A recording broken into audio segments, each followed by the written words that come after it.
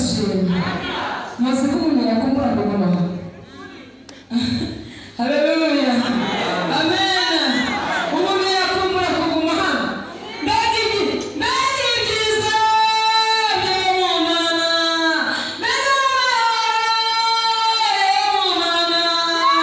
Mbega ibyiza ndashobora kugira ibanga.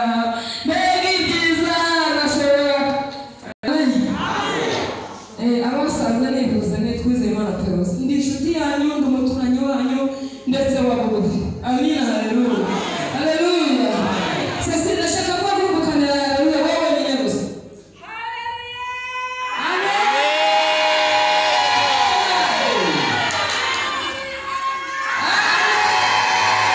Ariko ntabwo niba mukoresha murahirwa Imana itugirire neza. Haleluya.